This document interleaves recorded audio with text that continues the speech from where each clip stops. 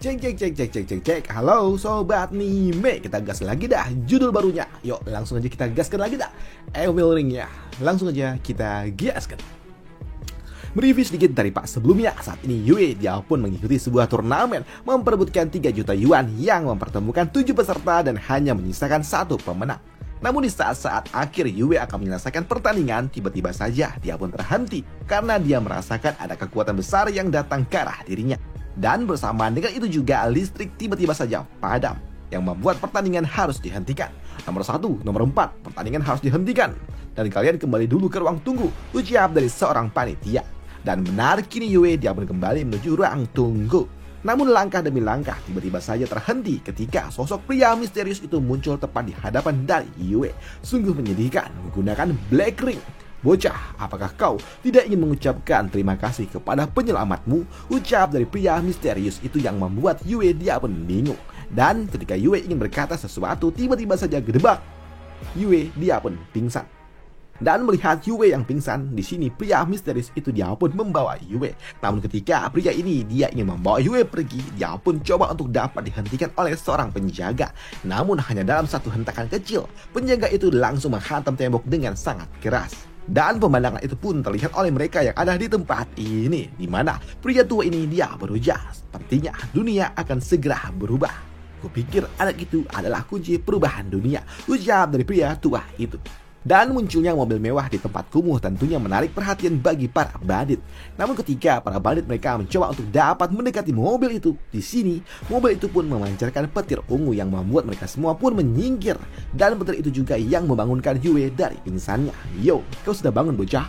Ucap dari pria misterius yang membuat Yue dia pun panik dong. Dia pun bertanya-tanya siapa pria ini dan kenapa membawanya.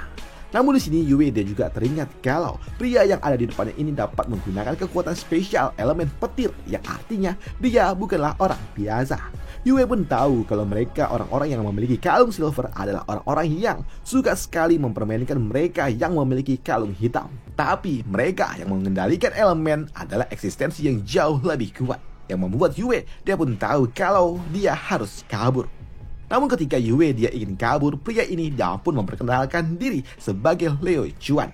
Yang membuat Yue dia pun tambah panik enggak tuh. Karena dia tahu keluarga Leo adalah peringkat 3 dari 8 bangsawan besar yang artinya dia memiliki kalung emas.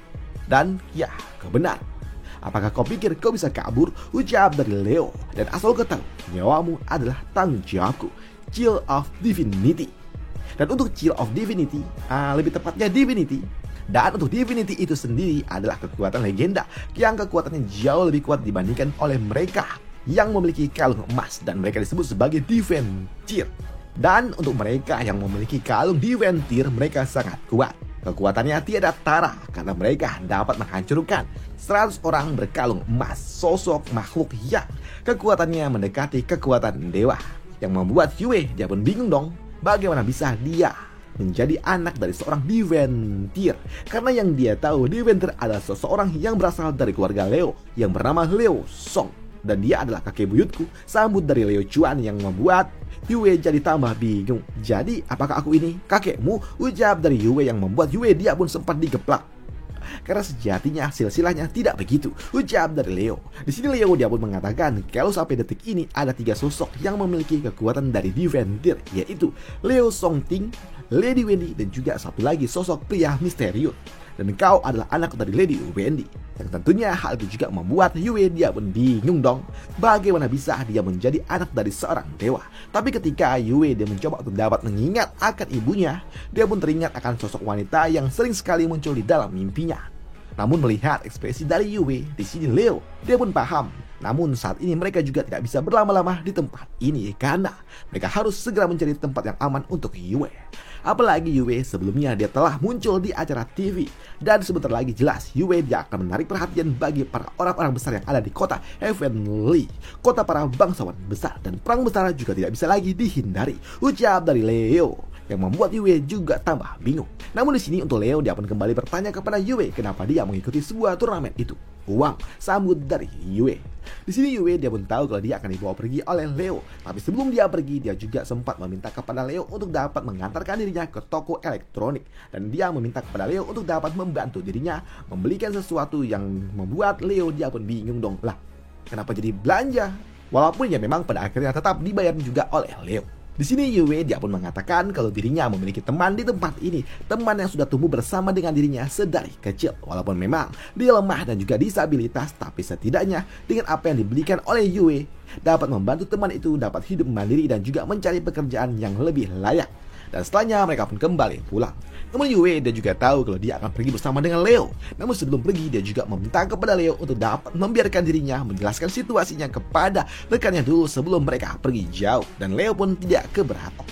Dan benar saja, kini mereka pun kembali pulang tempat di mana Yue tinggal. Sini Yue dia pun takut kalau Achun dia bakal marah karena sudah pergi cukup lama. Tapi dia juga yakin kalau Achun juga akan memaafkannya karena saat ini Yue dia membawakan hadiah untuk temannya itu.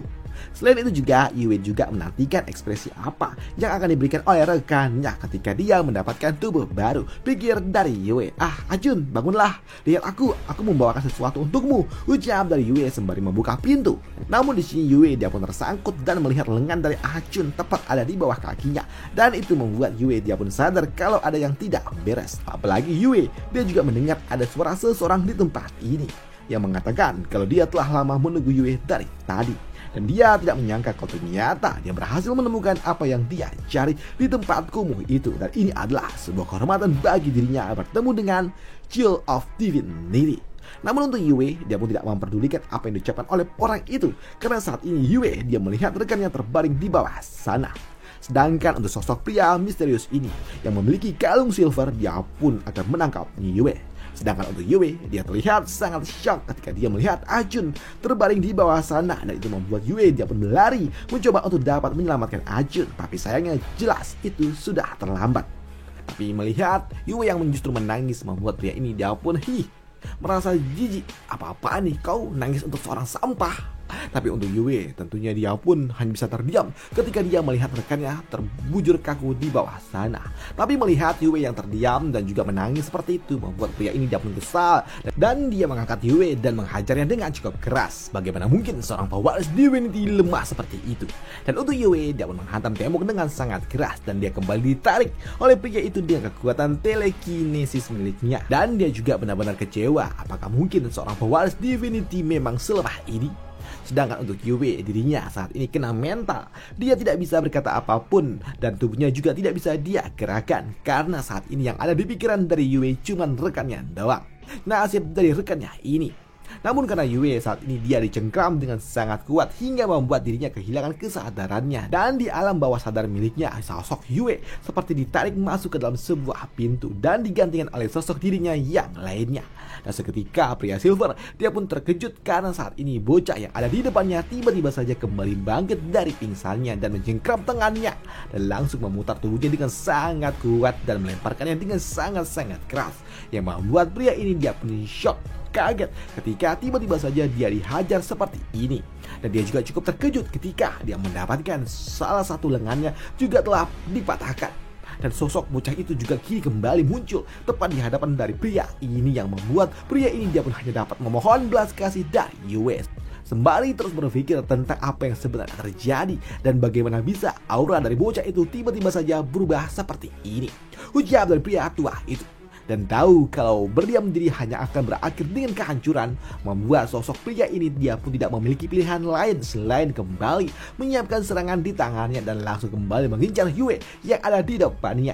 Dan serangan itu memang sangat cepat dan juga langsung mengincar dan juga mengarah ke wajah dari Yue. Namun serangan itu pun terhenti ketika jaraknya tinggal sejengkal doang. Yang tentunya membuat pria tua itu dia pun bingung dengan apa yang sebenarnya terjadi. Bagaimana bisa tubuhnya tidak bisa lagi dia gerakkan. Ditambah ketika dia melihat kini semua benda-benda yang ada di sekitaran dari anak itu terangkat seperti ini.